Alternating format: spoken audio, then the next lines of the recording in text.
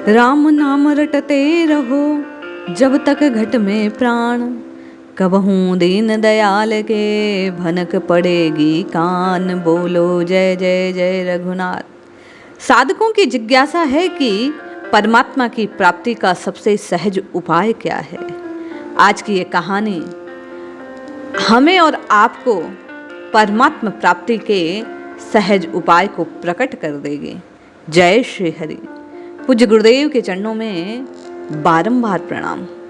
संत महात्मा कहते हैं कि ईश्वर के अंश अर्थात आत्म तत्व को जागृत करने के लिए काम, क्रोध, लोभ, मोह के अहंकार रूपी भेड़िए से जीव को अपने आत्म की रक्षा करनी चाहिए। और इस रक्षा के लिए नाम रूपी लाठी की, नाम रूपी अस्त्र की बड़ा प्रयोजन है। जो नाम को धारण करता है वो इन सब से बचकर प्रभु को प्राप्त कर लेता है। एक समय की बात है, एक गांव में एक बुढ़िया माई रहती थी। माई के आगे पीछे कोई ना था। बेचारी बड़ी अकेली रहती, बड़ा अकेलापन अनुभूत करती। एक दिन उस गांव में एक साधु महाराज आए। बूढ़ी माई ने साधु महाराज का बड़े आदर और प्रेम से सम्मान पूर्वक सत्कार किया। जब वे जाने लगे तो कहने लगी, महात्मा जी, आप तो परमात्मा के परम भक्त हैं, कृपा कर मुझे आशीर्वाद दीजिए, मेरा अकेलापन दूर हो जाए। अकेले रह रहकर ऊब चुकी हूं इस संसार में। साधु महाराज ने मुस्कुराते हुए अपनी झोली में से बाल गोपाल की एक मूर्त निकाली, एक विग्रह निकाला और बुढ़िया माई को देते हुए कहा, माई ये ले, ये तेरा बालक है, आज से इसका अपना बच्चे की तरह प्रेम पूर्वक लालन पालन करना। बुढ़िया माई ने साफ हृदय होने के कारण, भोली होने के कारण साधु महात्मा की बात को मान लिया। ठाकुर जी का बड़े लाड प्यार से पालन करने लगे। गांव के बच्चे उस माई को उस ठाकुर जी की पूजा पाठ करते देखते, बालक की तरह उसका पालन पोषण। शरारती बच्चों के मन में ये बात आ गई कि किस प्रकार माई का मजाक किया जाए। नटखट बच्चों ने माई से हंसी मजाक करने की सूझी। उन्होंने माई से कह दिया, माई सुन, जंगल में एक भेड़िया आया है, छोटे बच्चों को उठाकर ले जाता है, मारकर खा जाता है। तो अपने लाल का ख्याल रखना, कहीं भेड़िया उठाकर ना ले जाए, तू गांव की सीमा पर रहती है। बुढ़िया माई ने अपने बाल गोपाल की रक्षा के लिए एक छड़ी उठाई और दरवाजे पर जाकर पहरा देने लगी, अपने लाल को भेड़िए से बचाने के लिए। भूखी प्यासी दरवाजे पर पहरा देती रही। 1 दिन, 2 दिन, 3 दिन, ऐसा करते करते माई को आज 5वां दिन बीत गया।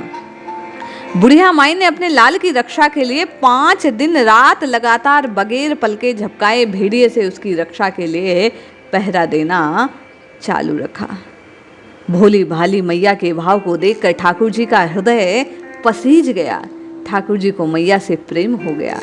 प्रत्यक्ष रूप से मैया के प्रेम का आस्वादन पाने के लिए प्रभु प्रकट हो गए। भगवान बड़े ही सुंदर स्वरूप में वस्त्र आभूषण धारण कर माई के पास आए। ठाकुर जी के पैरों की आहट से माई ने समझा वो भेड़िया मेरे लाल को खाने आ रहा है। माई ने लाठी उठा ली, भेड़िए को भगाने के लिए उठी तो श्याम सुंदर सामने थे। कहने लगे, मैया मैं तेरा वही बालक जिसकी तू रक्षा करती है। मैया ने कहा, चल हट, देखे बड़े तुझ जैसे कई, मेरा लाल तो लाल है, तुझ जैसे लाखों न्योछावर कर दूं उस पर, अब मत कहियो, चल भाग यहाँ से। ठाकुर जी मैया के भाव और एक निष्ठता को देखकर बड़े प्रसन्न हो गए।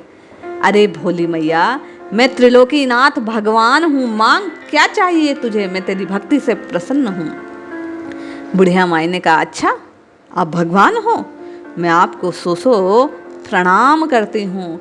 कृपा कर मुझे वरदान दीजिए कि मेरे प्राण प्यारे लाल को भेड़िया ना ले जाए। ठाकुर जी और प्रसन्न हो गए। बोले, चल मैया, तेरे और तेरे लाल को निज धाम ले जाता हूँ, वहाँ भेड़ियों का भय नहीं है।